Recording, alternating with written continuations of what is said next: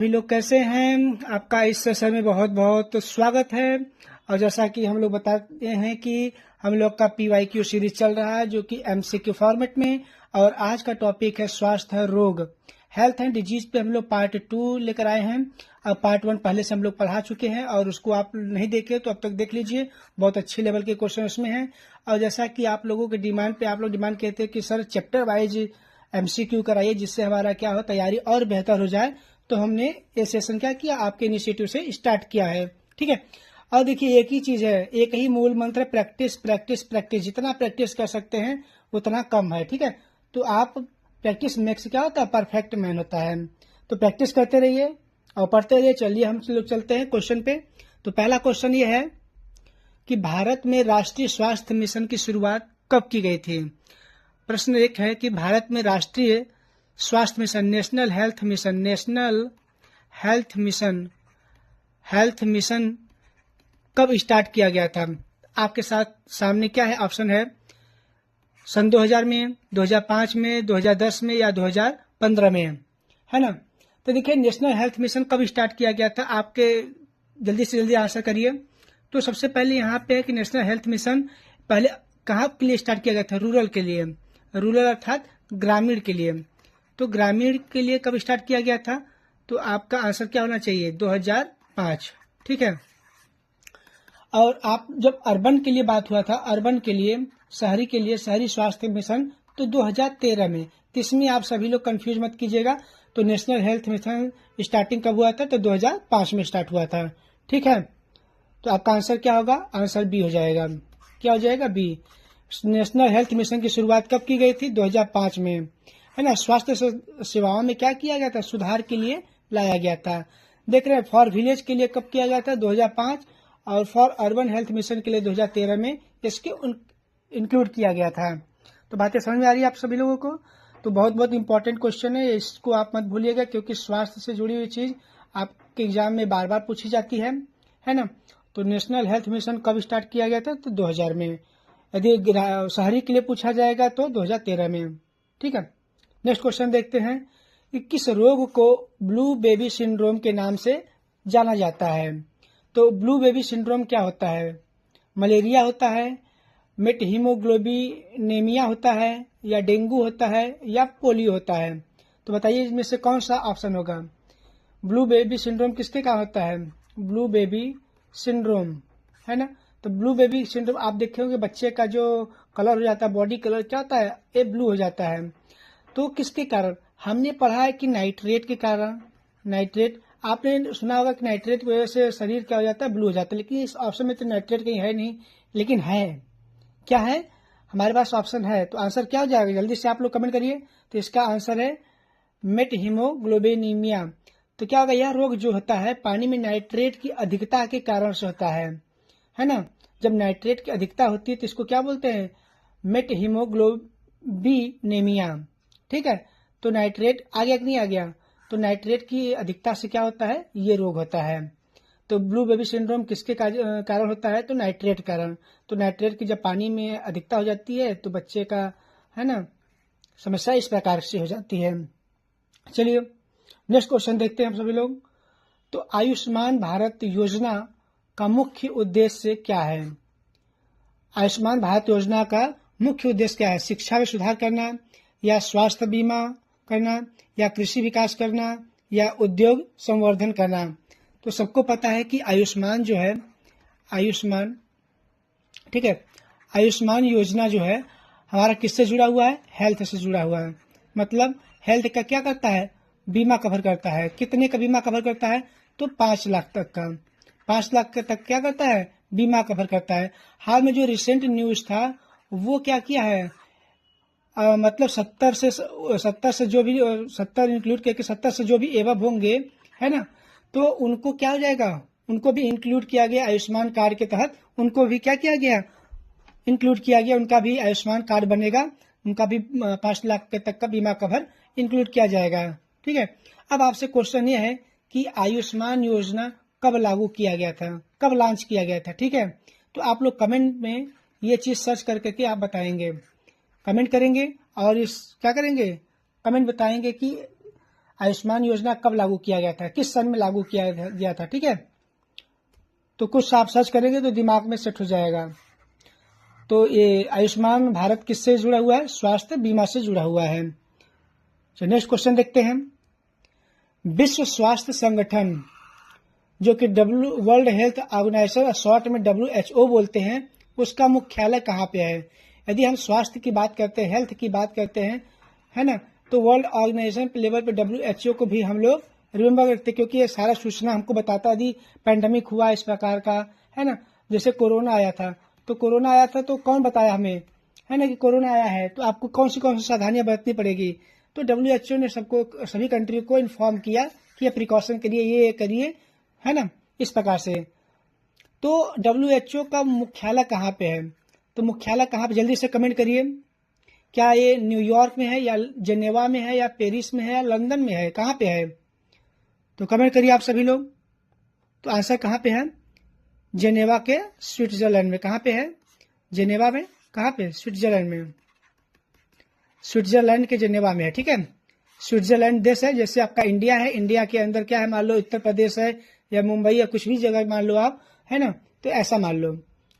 तो वैसे स्विट्जरलैंड यहाँ पे है, जेनेवा यहाँ पे। ठीक है, और इसका स्थापना कब हुआ था। अब आपके सामने है कि WHO वर्ल्ड हेल्थ ऑर्गेनाइजेशन का स्थापना कब हुआ था, किस सन में हुआ था। तो ये आप लोग कमेंट करिए, जल्दी से कमेंट करिए कब हुआ था, जल्दी से करिए। देखिए इसका मुख्यालय कहाँ पे है, जेनेवा स्विट्जरलैंड में है। तो इसका स्थापना कब हुआ था, 7 अप्रैल 1948 में। हम लोग का देश कब आजाद हुआ था, 1947 में। उसके एक साल बाद क्या हुआ, 1948 में हम लोग का WHO क्या हुआ, स्थापना हुआ उसका। चलिए, शरीर की प्रतिरक्षा प्रणाली को मजबूत करने वाला विटामिन कौन सा है। शरीर की प्रतिरक्षा प्रणाली को मजबूत करने वाला विटामिन कौन सा है। क्या विटामिन ए है, विटामिन बी है, विटामिन सी है, विटामिन डी है। तो जल्दी से आंसर करिए कि आपके शरीर में इम्यूनिटी पावर किससे स्ट्रांग होता है, किस विटामिन की वजह से स्ट्रांग होता है, ABCD। तो आपने चर्चा नाम सुना होगा कि किसका, कीवी फल का, है ना, कीवी फ्रूट का आपने नाम सुना है कि भैया इसको खाने से क्या होता है, इम्यूनिटी मिलता है। तो इसमें क्या होता है, खट्टा होता है। क्या होता है, खट्टा होता है। तो खट्टे फल में क्या होता है, विटामिन C होता है ही नहीं होता है।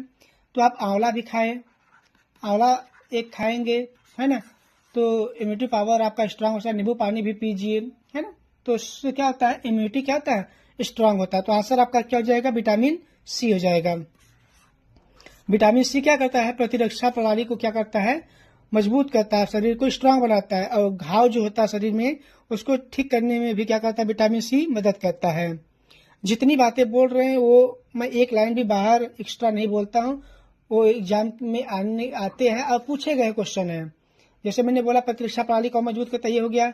और दूसरा क्या बोला कि कौन सा विटामिन से हमारा रोग और घाव जल्दी ठीक होता है, तो विटामिन C ही है। तो ये चीजें ध्यान रखिएगा। क्वेश्चन इजी देखने में, लेकिन उसका एक्सप्लेनेशन जो मैं आपको देता हूँ उसमें भी क्वेश्चन बने हुए होते हैं। ठीक है, नेक्स्ट क्वेश्चन देखते हैं। पल्स पोलियो अभियान का उद्देश्य क्या है। सिंपल बात है, पल्स पोलियो है तो पोलियो से जुड़ा होगा, इसमें क्या पूछना है, सबको पता होगा। तो आंसर क्या होना चाहिए बताइए, आपका टिक करिए।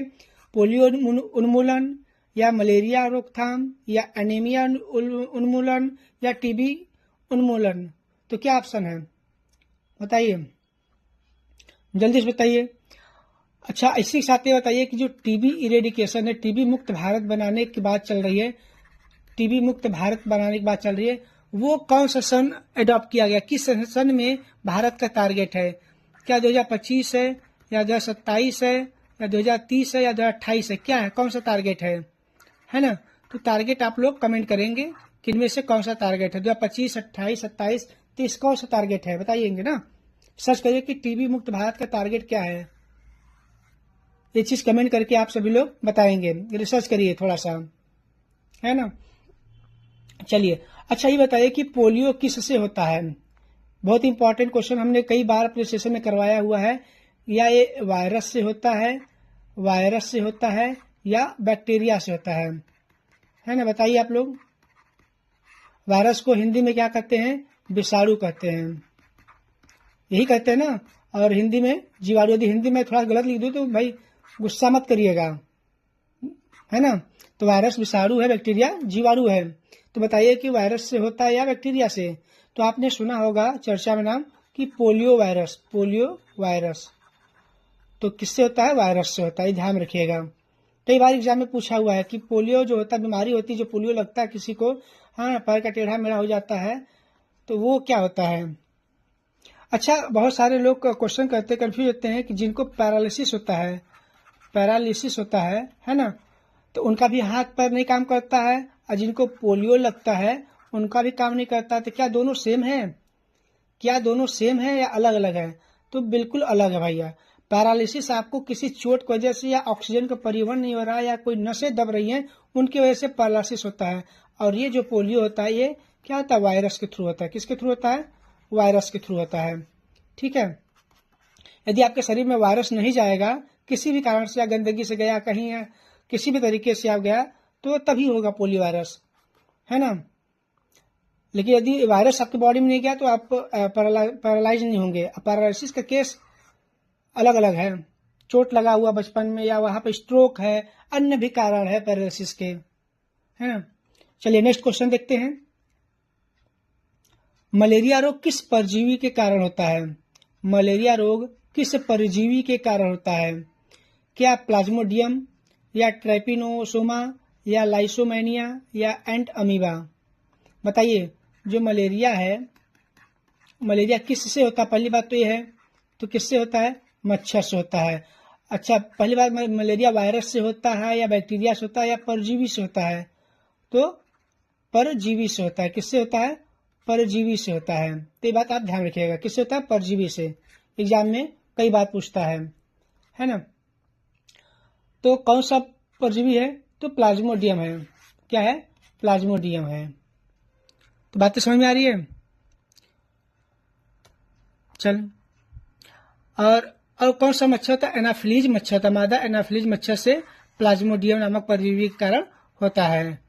तो याद रखिएगा, एनाफिलीज मच्छर भी है। कितनी बार मैं आपको सेशन में बता चुका हूं। चलिए नेक्स्ट क्वेश्चन देखते हैं। भारत में प्रथम चिकित्सा परिषद का कब स्थापना किया गया था? तो बताइए कि भारत में प्रथम मेडिकल काउंसिल कब स्थापित किया गया था? इंपॉर्टेंट है। और नेशनल हेल्थ मिशन, राष्ट्रीय स्वास्थ्य योजना, हेल्थ मिशन कब स्टार्ट किया गया था? तो 2005 में ग्रामीण के लिए, है ना, ग्रामीण के लिए, और 2013 में शहरी के लिए। 2013 में क्या? शहरी के लिए, है ना। तो ये चीजें आप ध्यान रखिएगा। अब बताइए काउंसिल कब स्टार्ट हुआ था भारत में? प्रथम चिकित्सा काउंसिल, तो आपका आंसर क्या होगा? 1934 है, या 1950 है, या 1965 है, या 1975 है? बताइए, कमेंट करिए, जल्दी कमेंट करिए। तो कब हुआ था? 1934 में हुआ था। कब हुआ था? देश आजाद होने से पहले, है ना। तो देश आजाद होने से 1934 में क्या होता? प्रथम भारतीय चिकित्सा परिषद का स्थापना 1934 में हुआ था। इस चीजों को आप ध्यान रखिएगा। चलिए नेक्स्ट क्वेश्चन चलते हम लोग हैं। स्वाइन फ्लू, बात आया, स्वाइन फ्लू किस वायरस से होता है? तो स्वाइन फ्लू किससे होता है? तो बताइए कि स्वाइन फ्लू किस वायरस से होता है? H1N1, या H5N1, H2N2, या H3N2? तो बताइए, जल्दी कमेंट करिए। कई बार ऐसा क्वेश्चन बना हुआ है। और एक बर्ड फ्लू होता है। क्या होता है? Bird flu. तो बर्ड फ्लू और स्वाइन फ्लू का कौन सा वायरस होता है? तो बर्ड फ्लू के लिए क्या होता है? H5N1 होता है, ध्यान रखिएगा। और स्वाइन के लिए क्या होता है? H1N1 होता है। तो आपका आंसर क्या हो जाएगा? H1N1 हो जाएगा। वर्ड बर्ड है ना, तो बर्ड है, क्या हो जाएगा? H5N1 कर लीजिएगा। आंसर क्या होगा? H1N1। तो स्वाइन फ्लू H1N1 वायरस से होता है, और बर्ड फ्लू जो है H5N1 से होता है। बात समझ में आ रही है? यदि आप लिख नहीं पा रहे तो स्क्रीन शॉट जरूर लेते चले, क्योंकि स्क्रीन शॉट लेते रहेंगे तो बाद में आपको रिवाइज करने में अच्छे लेवल के क्वेश्चन है सब। ये एग्जाम में जो भी आए हुए हैं प्रीवियस ईयर क्वेश्चन में, हम लोग उसको MCQ फॉर्मेट में देख रहे हैं, है ना। कम टाइम में ज्यादा चीज देखने की कोशिश कर रहे हैं। चलिए नेक्स्ट क्वेश्चन देखते हैं हम सभी लोग। तो भारत में राष्ट्रीय परिवार स्वास्थ्य सर्वेक्षण किस संस्था द्वारा किया जाता है। तो जो नेशनल फैमिली हेल्थ सर्वे है, national family health survey Bharat में राष्ट्रीय परिवार स्वास्थ्य सर्वेक्षण किया जाता है, वो किस संस्था द्वारा किया जाता है? क्या WHO के द्वारा किया जाता है, या नीति आयोग के द्वारा, या स्वास्थ्य मंत्रालय के द्वारा, या IIPS के द्वारा? तो बताइए किसके द्वारा किया जाता है? क्या WHO आके कंडक्ट करता है, या नीति आयोग करता है, या स्वास्थ्य मंत्रालय करता है, या IIPS? अब भारत की बात कर रहा है तो पहली बात तो WHO नहीं होगा, क्योंकि भारत में WHO का करने आएगा, तो एक ऑप्शन तो गलत चला गया है ना। तो बताइए आपका दिमाग नीति आयोग या स्वास्थ्य मंत्रालय की तरफ जा रहा होगा, है ना, लेकिन इन दोनों में से कोई नहीं है, इन दोनों में से कोई नहीं। आंसर क्या है? IIPS है। देखिए महिला और स्वास्थ्य कल्याण विभाग होता है, वो भी सहायता करता है, लेकिन मेन क्या होता है? International institute for population science, अंतर्राष्ट्रीय संस्था जो होती है ना, हमारे पॉपुलेशन साइंस का इस सर्वेक्षण का संचालन करता है, और उसमें हेल्प, इसका समन्वय भी रहता है, और कौन हेल्प करता है? और भी महिला और स्वास्थ्य कल्याण मंत्रालय भी करता है। ठीक है, तो ये चीज आप ध्यान रखिएगा। बात समझ में आ रही है? चलिए नेक्स्ट क्वेश्चन देखते हैं। कौन सा अंग यूरिया का निर्माण करता है? कौन सा अंग जो है यूरिया का निर्माण करता है? फेफड़ा करता है, यकृत करता है, हृदय करता है, या गुर्दा करता है? जल्दी आंसर करिए आप सभी लोग, बताइए क्या फेफड़ा करता है, या यकृत करता है, हृदय या गुर्दा? तो पहली बात तो फेफड़ा ये करता नहीं है, श्वास से जुड़ा हुआ है, तो यूरिया से कोई लेना देना नहीं। हार्ट भी आपका ब्लड पंपिंग करता है, इससे कोई जुड़ा नहीं। अब आपके पास ऑप्शन 2 बचे, यकृत और गुर्दा। अब आप देखते हैं कि गुर्दा जो किडनी है, और लीवर, यकृत को क्या बोलते हैं? लीवर बोलते हैं इंग्लिश में, है ना। ये भी चीज ध्यान रखिए।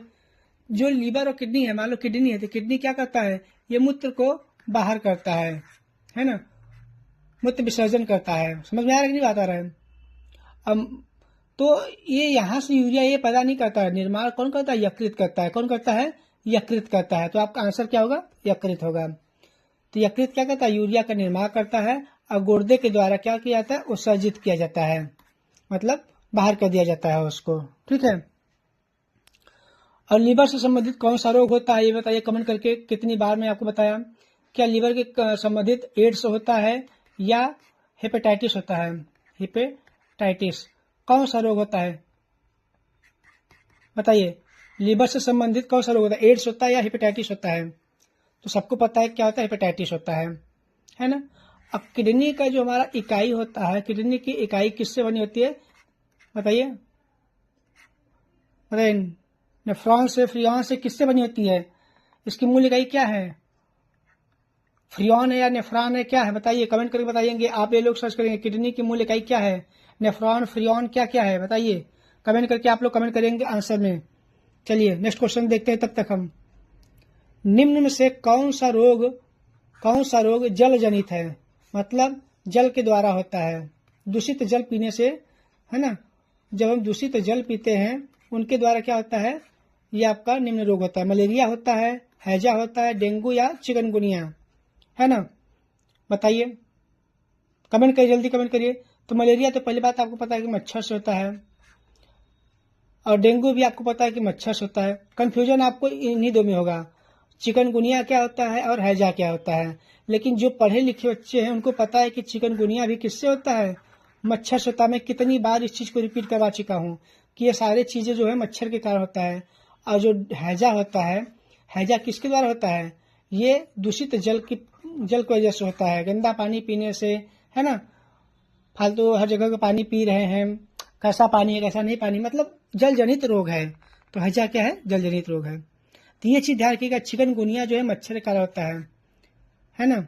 चलिए देखिए इसका आंसर क्या है? हैजा किसके कारण होता है? दूषित जल के सेवन से होता है। नेक्स्ट क्वेश्चन देखते हैं। राष्ट्रीय टीकाकरण का कार्यक्रम में कौन सा टीका शामिल है? राष्ट्रीय टीकाकरण के कार्यक्रम में कौन कौन सा टीका शामिल है? BCG टीका, कोविड-19, रोटा वायरस, या सभी? अब देखिए राष्ट्रीय टीकाकरण कार्यक्रम जब हुआ है तब तक कोई न कोई वैक्सीन लगा ही लगा सबको, है ना। तो बताइए कौन सा लगा था? क्या कोविड-19 लगा था? ये तो हाल में लगा था, कोविड-19 का टीका लगा था। उससे पहले भैया बीसीजी का भी लगा है, रोटा वायरस का भी लगा है, तो आंसर आपका क्या हो जाएगा, सभी हो जाएगा, है ना। अब देखिए नेक्स्ट क्वेश्चन, स्वास्थ्य जीवन शैली के लिए दिन में कितने घंटे की नींद आवश्यक है।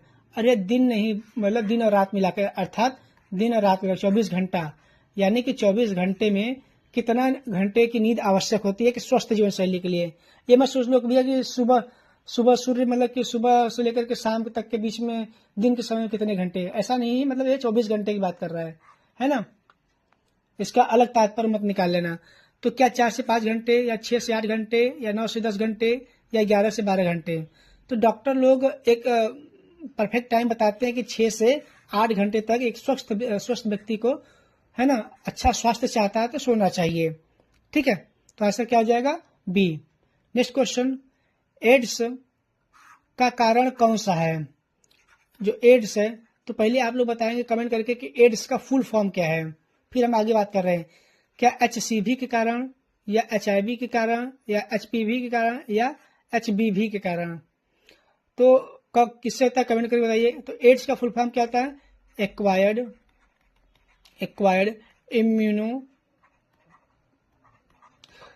इम्यूनो डेफिशिएंसी सिंड्रोम,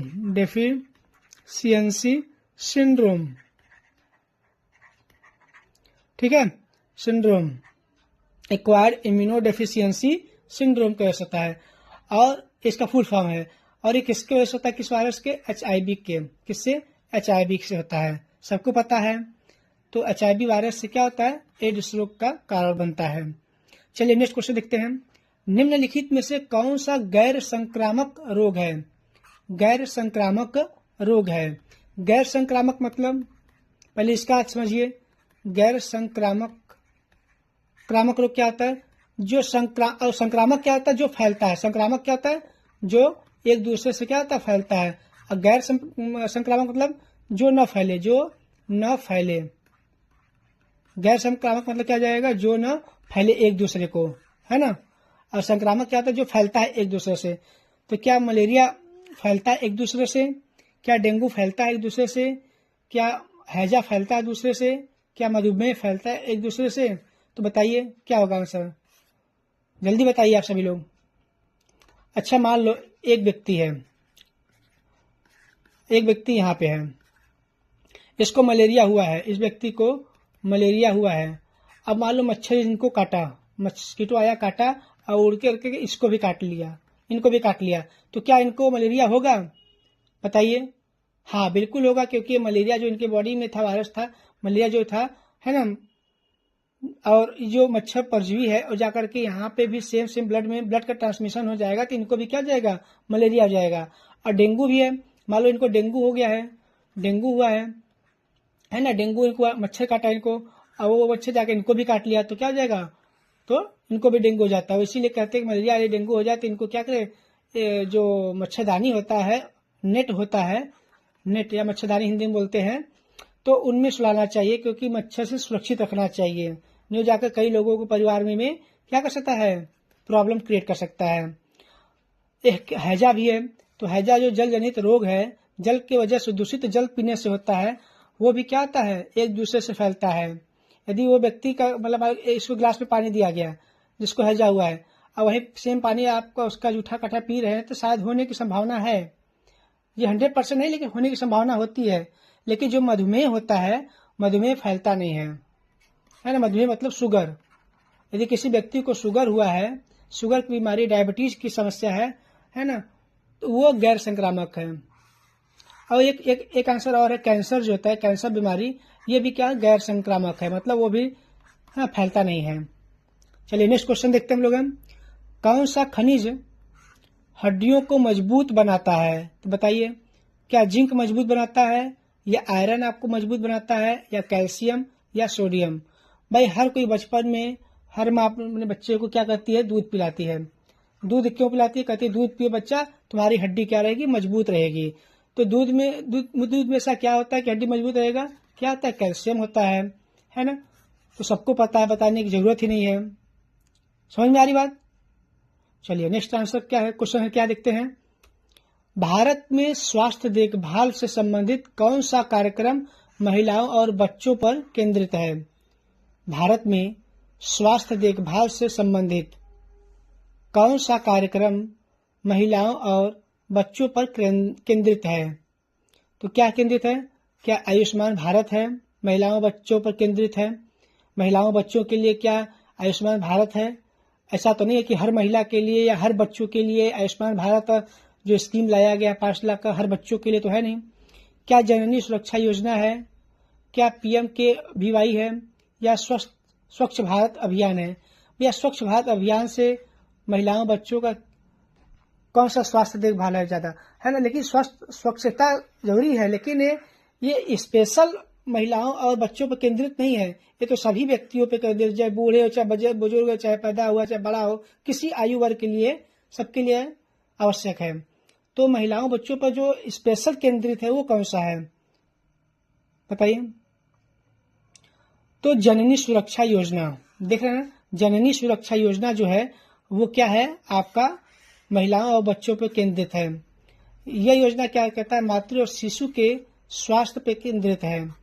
भाई क्या है, गर्भवती महिला है तो उनके स्वास्थ्य की बहुत अच्छा से देखभाल करना पड़ेगा, और जो बच्चा पैदा हो रहा है तो उसके बारे में भी अच्छा सा केयर करना पड़ेगा, है ना? तो सारी चीजें क्या है, ये इनसे जननी सुरक्षा योजना से जुड़ा हुआ है। चलिए नेक्स्ट क्वेश्चन देखते हैं। विश्व स्वास्थ्य दिवस कब मनाया जाता है? विश्व स्वास्थ्य दिवस मतलब वर्ल्ड हेल्थ डे। जब वर्ल्ड से जुड़ा है तो आपको पता है कि वर्ल्ड हेल्थ ऑर्गेनाइजेशन कब बना था? वर्ल्ड हेल्थ ऑर्गेनाइजेशन, विश्व स्वास्थ्य जो संस्था है ना, वो कब बना था? तो ये चीज आपको पता होगा तभी बता पाओगे आप। तो 7 अप्रैल को, या 10 मार्च को, या 15 जून को, या 25 दिसंबर को। तो भैया ये चीजें तो आपको रटना पड़ेगा। बार बार मैं बोल रहा हूँ कि 7 अप्रैल बड़े अक्षर में लिख रहा हूँ 1948 को, है ना? ये क्या हुआ? इसका स्थापना हुआ था। और हेड क्वार्टर कहाँ पे है ना? जिनेवा। कहाँ पे है? जिनेवा कहिए चाहे जिनेवा कहिए, कुछ कह दीजिए आप, है ना? भले से आना चाहिए। जिनेवा कहिए चाहे जिनेवा, स्विट्जरलैंड। जिनेवा कहाँ पे है? तो स्विट्जरलैंड में है। कहाँ पे है? स्विट्जरलैंड में है। स्विट्जरलैंड। बस समझ में आ रही है? तो आंसर क्या होगा? 7 अप्रैल को विश्व स्वास्थ्य दिवस मनाया जाता है। नेक्स्ट क्वेश्चन देखते हैं। निम्न से कौन सी स्थिति उच्च रक्तचाप की सूचक है? भाई कौन सी स्थिति है जो उच्च रक्तचाप को दर्शाता है ना? मतलब हाई ब्लड प्रेशर,